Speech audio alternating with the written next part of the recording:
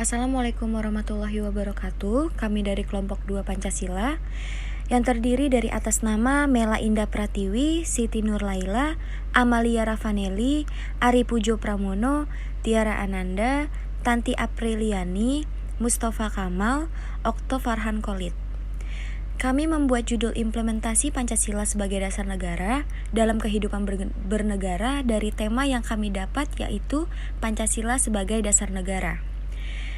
Dan saya Tiara Ananda akan menjelaskan untuk pengertian negara dan tujuan negara.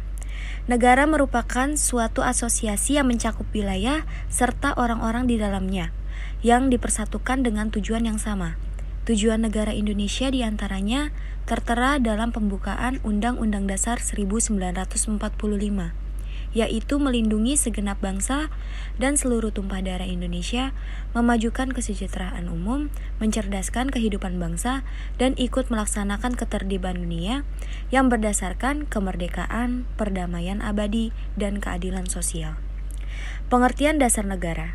Dasar negara merupakan ajaran atau teori berupa hasil pemikiran mendalam atau pemikiran tentang dunia dan kehidupan bernegara di dalamnya, yang dijadikan pedoman dasar yang mengatur dan memelihara kehidupan bersama dalam sebuah negara. Jika sebuah negara tidak memiliki dasar, maka bisa dikatakan bahwa negara tersebut tidak memiliki tujuan yang jelas dan tepat dalam membangun sebuah negara. Untuk selanjutnya bisa dipersilakan.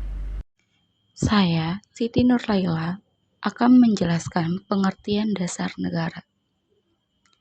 Dasar negara merupakan ajaran atau teori berupa hasil pemikiran mendalam atau pemikiran tentang dunia dan kehidupan bernegara di dalamnya, yang dijadikan pedoman dasar untuk mengatur negara, memelihara kehidupan bersama dalam sebuah negara.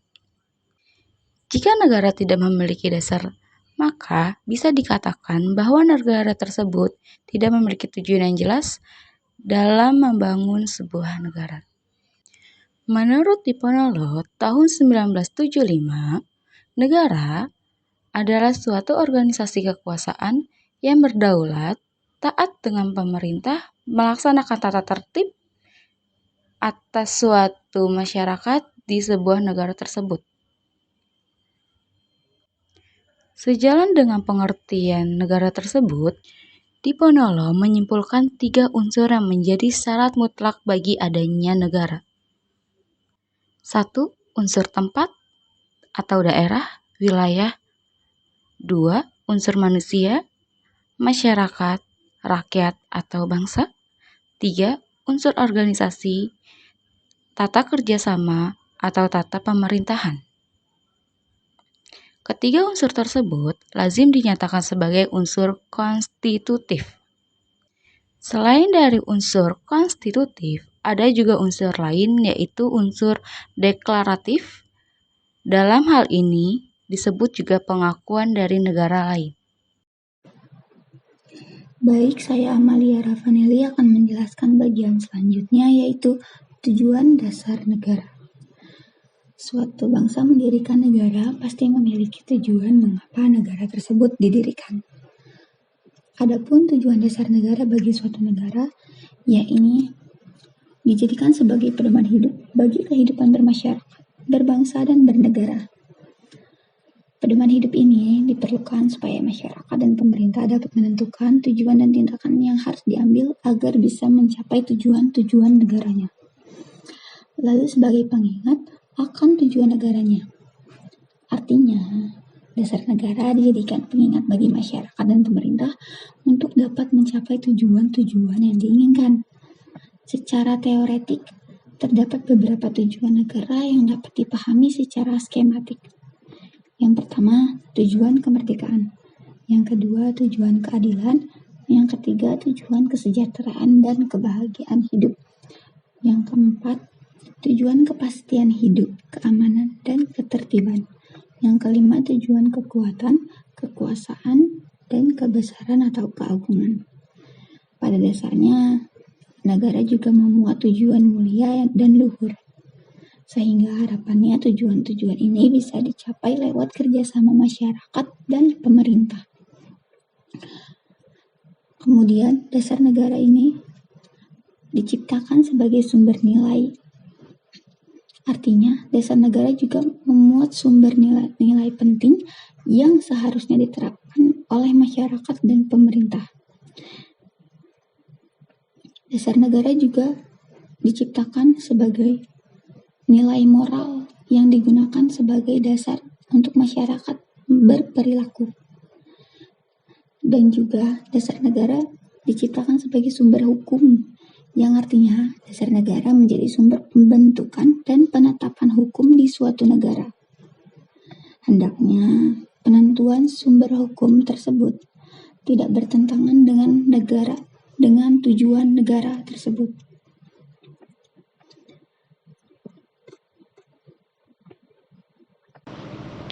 Baik, saya Melainda Pratiwi akan menjelaskan tentang Pancasila sebagai dasar negara. Nama Pancasila ini terdiri dari dua kata Sanskerta, yaitu panca yang berarti 5 dan sila yang berarti prinsip atau asas. Pancasila merupakan rumusan dan pedoman kehidupan berbangsa dan bernegara bagi seluruh rakyat Indonesia. Menurut Muzain, Pancasila merupakan pandangan hidup dan kepribadian bangsa yang nilai-nilainya bersifat nasional, yang mendasari kebudayaan bangsa. Maka nilai-nilai tersebut merupakan perwujudan dari aspirasi atau cita-cita hidup bangsa. Menurut Notonegoro, Pancasila adalah dasar falsafah negara Indonesia, sehingga dapat diambil kesimpulan bahwa Pancasila merupakan dasar falsafah dan ideologi negara, yang diharapkan menjadi pandangan hidup bangsa Indonesia sebagai pemersatu, lambang persatuan dan kesatuan, serta sebagai pertahanan bangsa dan negara Indonesia. Dengan peraturan yang berlandaskan nilai-nilai Pancasila, maka perasaan adil dan tidak adil dapat diminimalkan. Hal tersebut dikarenakan Pancasila sebagai dasar negara menaungi dan memberikan gambaran yang jelas tentang peraturan tersebut, berlaku untuk semua tanpa ada perlakuan diskriminatif bagi siapapun. Oleh karena itulah, Pancasila memberikan arah tentang hukum harus menciptakan keadaan negara yang lebih baik dengan berlandaskan pada nilai-nilai ketuhanan, kemanusiaan, persatuan, kerakyatan, dan keadilan. Dengan demikian, diharapkan warga negara dapat memahami dan melaksanakan Pancasila dalam kehidupan sehari-hari. Dimulai dari kegiatan-kegiatan sederhana yang menggambarkan hadirnya nilai-nilai Pancasila tersebut dalam masyarakat. Misalnya saja, masyarakat selalu bahu-membahu dalam ikut berpartisipasi membersihkan lingkungan, saling tolong-menolong, dan saling menjaga satu sama lain. Hal tersebut mengindikasikan bahwa nilai-nilai Pancasila telah terinternalisasi dalam kehidupan bermasyarakat. Baik, kita lanjutkan. Nama saya Ari Pujo Pramono. Makna yang terkandung dalam Pancasila yaitu menurut Muhammad Yamin, Pancasila berasal dari kata panca yang berarti 5 dan sila yang berarti sendi, asas, dasar atau pengaturan tingkah laku yang penting dan baik. Dengan demikian, Pancasila merupakan 5 dasar yang berisi pedoman atau aturan tentang tingkah laku yang penting dan baik. Nah, adapun gambar sila-sila Pancasila beserta maknanya sebagai berikut. 1. Ketuhanan yang Maha Esa. Simbol gambar bintang berwarna kuning yang bersudut 5 dengan latar belakang warna hitam terletak di bagian tengah perisai. Ini dijadikan sebagai dasar ketuhanan yang Maha Esa. Hal ini mengandung maksud bahwa bangsa Indonesia adalah bangsa yang religius, yaitu bangsa yang beriman dan bertakwa kepada Tuhan yang Maha Esa, sesuai dengan agama dan kepercayaan masing-masing. Yang kedua, kemanusiaan yang adil dan beradab. Nah, simbol gambar rantai ini dijadikan sebagai lambang sila kedua dari Pancasila. Rantai yang berjumlah 17 dan saling sambung menyambung tidak terputus, ini melambangkan generasi penerus yang turun-temurun. Yang ketiga, persatuan Indonesia. Simbol gambar pohon beringin ini dijadikan sebagai lambang untuk sila ketiga Pancasila. Pohon beringin melambangkan sebagai tempat berteduh atau berlindung. Yang keempat, kerakyatan yang dipimpin oleh hikmat kebijaksanaan dalam permusyawaratan perwakilan. Gambar kepala banteng dijadikan sebagai dasar kerakyatan yang dipimpin oleh hikmat kebijaksanaan dalam permusyawaratan atau perwakilan. Nah, kepala banteng diartikan sebagai tenaga rakyat, dijadikan sebagai lambang sila keempat Pancasila. Yang kelima, keadilan sosial bagi seluruh rakyat Indonesia. Simbol gambar padi dan kapas melambangkan kemakmuran dan kesejahteraan. Simbol gambar padi dan kapas dijadikan sebagai dasar keadilan sosial bagi seluruh rakyat Indonesia. Nah, di Indonesia, Pancasila diciptakan sebagai landasan atau pedoman berperilaku sebagai warga negara yang baik. Karena itu, Pancasila menjadi 5 dasar yang berisi pedoman ataupun aturan tentang tingkah laku yang penting dan baik. Artinya, Pancasila terdapat nilai-nilai yang sangat sakral dan tujuan dari bangsa Indonesia yang majemuk sebagai dasar pondasi bangunnya bangsa Indonesia.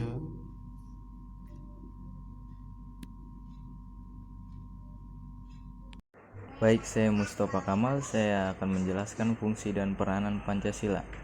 1. Pancasila sebagai jiwa bangsa Indonesia.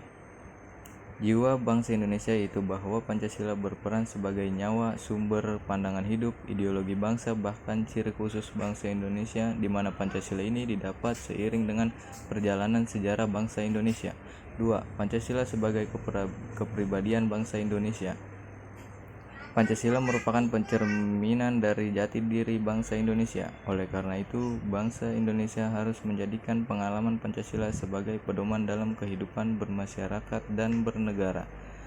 3. Pancasila sebagai sumber dari segala sumber hukum Pancasila. Sistem hukum nasional wajib berlandaskan Pancasila. Kedua, menguatnya pluralisme hukum yang mengakibatkan terjadinya kontradiksi-kontradiksi atau disharmonisasi hukum.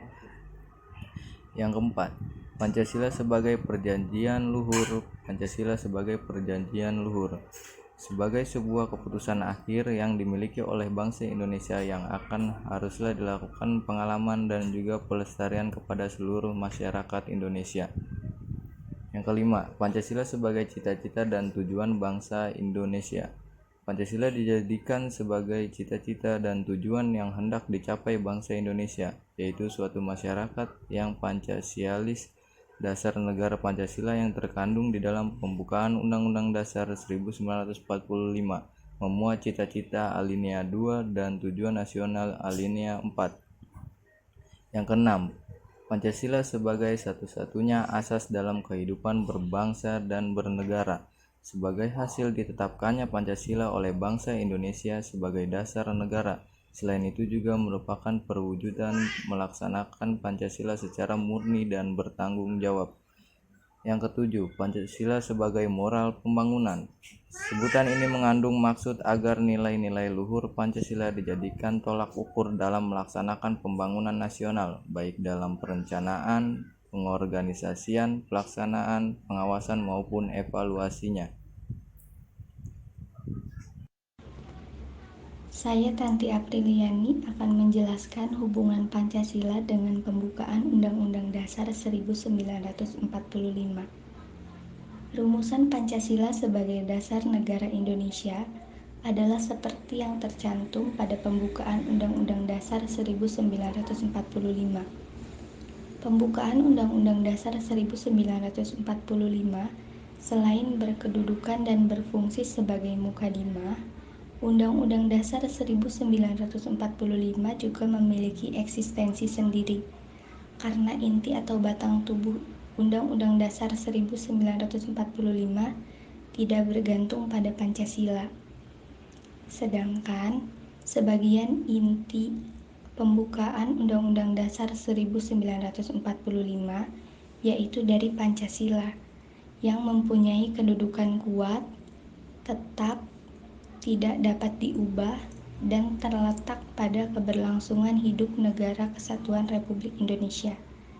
Kemudian, yang dapat disimpulkan antara hubungan Pancasila dengan pembukaan Undang-Undang Dasar 1945 adalah: yang pertama, pembukaan Undang-Undang Dasar 1945 memenuhi syarat unsur mutlak sebagai stats fundamental norm. Yang kedua, Pancasila merupakan asas kerohanian dari pembukaan Undang-Undang Dasar 1945 sebagai Stats Fundamental. Saya Oktober Khalid akan menjelaskan tentang implementasi Pancasila sebagai dasar negara. Pancasila merupakan dasar negara yang tercantum dalam alinea keempat pembukaan Undang-Undang Dasar 1945. Maka, Pancasila harus didudukkan secara tepat dan proporsional sebagai dasar negara, dan kemudian dioperasikan dalam segala aspek kehidupan. Mengamalkan nilai-nilai Pancasila merupakan kewajiban seluruh rakyat Indonesia, termasuk generasi milenial sebagai penerus bangsa yang menjadi tumpuan utama nasib bangsa di masa depan. Maksudnya, implementasi nilai-nilai Pancasila di kalangan generasi milenial harus lebih mendalam sesuai dengan harapan bangsa terhadap generasi muda itu sendiri. Ada beberapa implementasi Pancasila dalam kehidupan sehari-hari. Contohnya dalam bidang politik, ekonomi, sosial, budaya, pertahanan, dan keamanan. 1. Implementasi Pancasila dalam politik. Secara objektif, manusia adalah subjek negara. Oleh karena itu, pengembangan politik negara mencerminkan moralitas sesuai sila-sila dalam Pancasila, sehingga praktik-praktik politik yang dilakukan berbagai cara bisa diakhiri. 2. Implementasi Pancasila dalam ekonomi. Pengembangan ekonomi mengarah pada persaingan bebas dan jarang mengutamakan moralitas kemanusiaan. Adanya Pancasila yang tertuju pada ekonomi kerakyatan. Artinya, ekonomi yang berorientasi pada tujuan dan kesejahteraan masyarakat. Pengembangan ekonomi tak hanya mengejar pertumbuhan, tetapi demi kesejahteraan masyarakat. Oleh karena itu, sistem ekonomi di Indonesia berdasarkan asas kekeluargaan. 3. Implementasi Pancasila dalam bidang sosial dan budaya. Dalam pembangunan dan pengembangan aspek sosial budaya disesuaikan nilai-nilai yang ada pada masyarakat.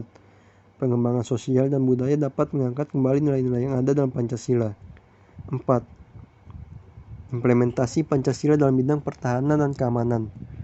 Negara memiliki aturan hukum sesuai perundang-undangan. Aturan hukum ini mengatur ketertiban warga negara dan melindungi hak-hak warga negara. Sebagai dasar negara, Pancasila menyesuaikan diri pada hakikat nilai kemanusiaan. Pertahanan dan keamanan negara harus sesuai dalam sila-sila Pancasila. Indonesia merupakan negara hukum, bukan berdasarkan kekuasaan belaka. Sekian presentasi dari kelompok kami. Apabila ada kekurangan mohon dimaafkan, dan apabila ada kritik dan saran mohon disampaikan di WhatsApp grup. Atas segala perhatiannya kami ucapkan terima kasih. Wassalamualaikum warahmatullahi wabarakatuh.